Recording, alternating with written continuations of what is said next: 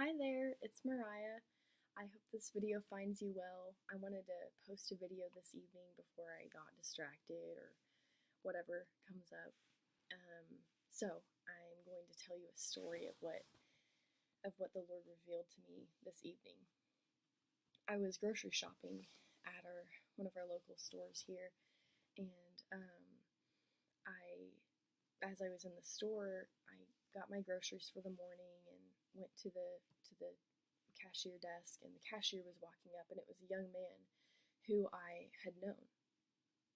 The reason I had known him, one, was we've lived in the area for a long time, and we've gone to this specific store for a while, and we've gotten to know the employees there and kind of gotten acquainted with them.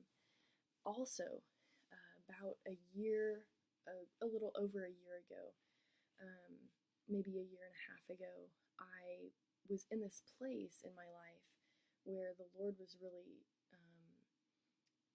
speaking to me about ministry.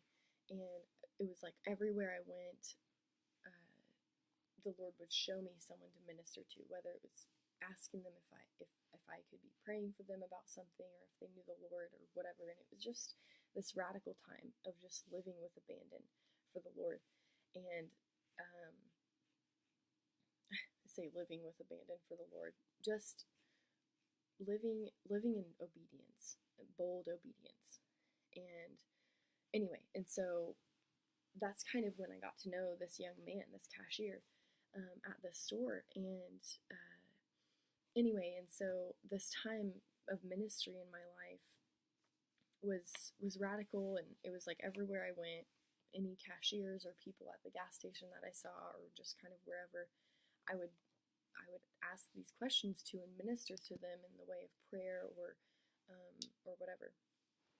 And it kind of came to a point where it got annoying to me that the Lord wanted me to do this, or I felt like He wanted me to do this, and I just felt like I was too busy for it, and I had other things to do. I had chores to do at home. I had this to cook, or this to organize, or these errands to run, and I had to be there at this time. And it became this issue of convenience for me, that it was inconvenient for me to be ministering. It was inconvenient, or uncomfortable. It was out of a comfort zone and out of my understanding. I didn't think that this type of ministry was very good. And of course, in my understanding of ministry, what do I know? I mean, I'm a mere child. What do I really know of ministry? But in my wise self, I thought that I kind of knew, and that the Lord was having me minister in a way that wasn't, biblical, because I know. Anyway, so I put a stop to it, and I just stopped saying yes, and stopped saying yes in faith. In faith, knowing that God knows what He's doing, even when I don't know what He's doing. So back to the young man at the store. It was almost as if, because our relationship had kind of come from, a big part of it had come from that time of ministry, it was almost as if when I was talking to him and catching up with him, he was looking for that. He was looking for that spark. And so we finished up our conversation, and I grabbed my groceries and said goodbye, and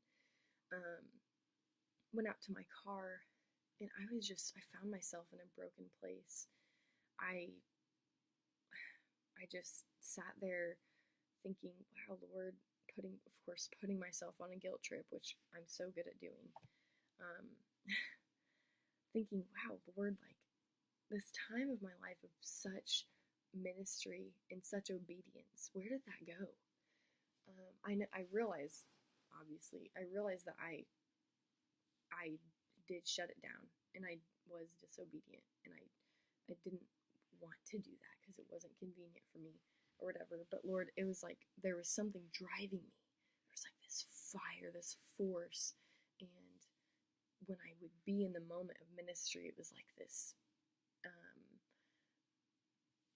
feeling inside of me that felt good and felt right. And so anyway, so I'm asking the Lord, where did that fire go? Where did where did my fire go? And why am I not like that anymore? And the Lord told me, Mariah, I am your fire. I am your fire. Just as I am your righteousness, just as I am your salvation, I am your fire. Did you think that ministering to people, that ministry, was your fire? That doing something was your fire? Did you think that that was going to be your fuel? Think again. I am your fire, and I never leave. I am consistent. I am unbreakable. And I am never leaving. I am your fire. I was stuck in a place, and still as I journey with the Lord, it is a journey to get out of these ruts.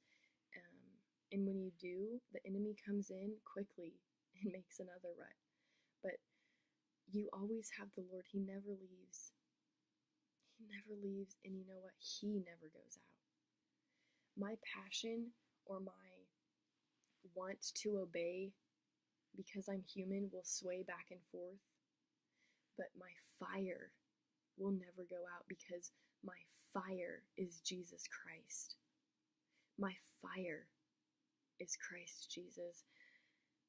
And so I challenge you to rest in that.